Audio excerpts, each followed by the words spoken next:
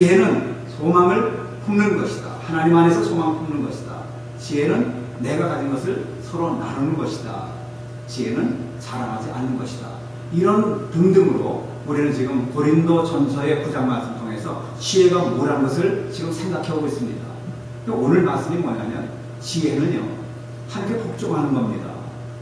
하나님께 복종하지 않는 사람들은 어리석은 사람들입니다. 왜? 하나님이 나의 창조주이시고 그분이 나에게 모든 것을 주시는 분인데, 어떤 분들은 그렇게 말합니다. 하나님 열심히 믿으면 정말 돈 줍대까? 정말 빵이 나옵니까? 나옵니다. 우리가 믿는 하나님은 그렇게 능력이 없을 하나님이 아니십니다. 엄밀한 의미에서 보면 하나님을 열심히 안 믿을 때에도 하나님은 우리의 기본적인 그 삶의 욕구를 만족시켜 주고 계셨어요. 믿지 않는 사람들을 할지라도 하나님은 그들의 육체의 생명을 유지하기 위해서 빵을 주셨고 옷을 주셨고 잠자리를 다 주고 계신 하나님이세요. 그런데 그 사람들은 왜 그런 생각을 하냐면, 하나님을 믿지 않아도 나는 얼마든지 이렇게 잘 살아갈 수 있다고 생각하기 때문에, 하나님이 자신의 주인이 아니기 때문에 하나님 믿는 사람들을 경멸하고, 하나님 믿으면 빵이 나옵니까? 돈이 나옵니까? 그 사람들의 생각 속에는 돈이 우상이에요. 하나님의 자녀들의 우상은 우상이 아니라 하나님의 자녀들의 주인은 하나님이십니다. 그게 다른 거예요. 어린아이도 자기 신이 있습니다. 다 사람은 자기 신이 있습니다. 자기가 섬기는 신이 있어요. 사람은 누구나 자기가 가장 가치 있다고 생각하는 것에 종이 되어 살고 있습니다.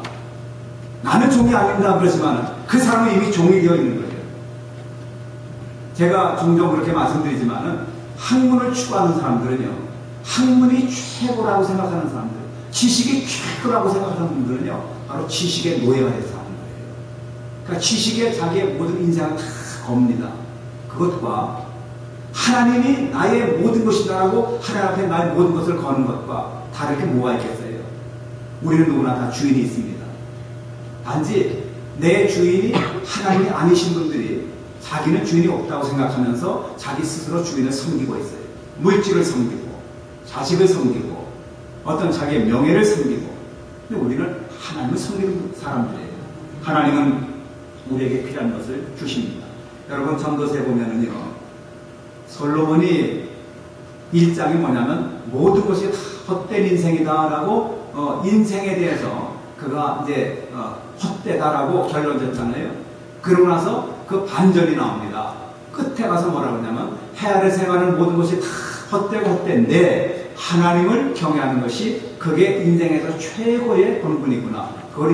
그걸 솔로몬이 말하기 위해서 인생이 헛되다고 말씀한 거예요. 여러분, 하나님을 떠난 인생이 무엇이 가치가 있습니까? 가야 할 길을 몰라요. 내가 어떻게 살아야 할지를 모릅니다. 그러나 그것을 알려주신 분이 바로 하나님이시기 때문에 우리는 하나님 앞에 순종하는 거예요. 신명기 28장은 하나님께서 순종하는 자는 축복받고 순종하지 않는 불순종자는 저주받는다. 이게 하나님의 대명제입니다. 신명기 28장은 이스라엘 백성들이 모세의 인도함을 받고 40년간 광야 생활을 다 끝낸 후에 가나안을 바라보고 모세가 느보산에서 죽기 직전에 하나님의 백성들, 자기 백성들에게 마지막 권고의 부탁을 한 그 말씀 중에 하나, 말씀이 바로 신명기 아닙니까? 가나안 땅을 바라보면서 신명기 28장에 모세를 말합니다.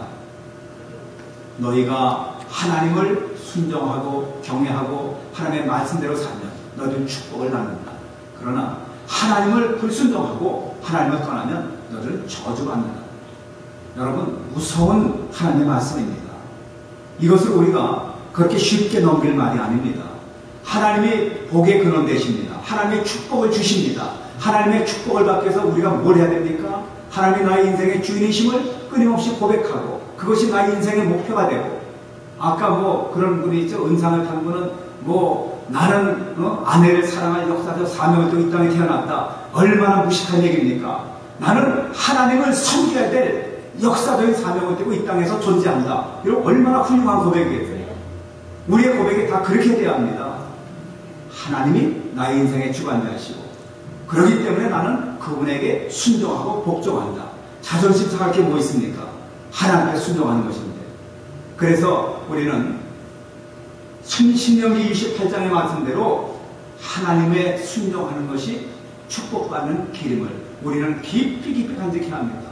이스라엘 백성들이 그걸 간직하고 살면서 세계 어느 곳에 가든지 바로 그 말씀, 신명기 28장의 축복의 말씀을 그들은 끊임없이 어린아이 때부터 계속해서 마음속에 간직하고 외우고 나이 13살이 돼서 성인식이 올려질 때까지 그 아이들은요 모세오경을 거의 다 외웁니다. 우리는 모세오경 중에 단 한 장도 외우려고 하면 쩔쩔쩔쩔 내는데 그 아이들은 나이 13살이 되면은 모세오경을 벌써 창세기부터 신명기까지 거의 다 외운대요.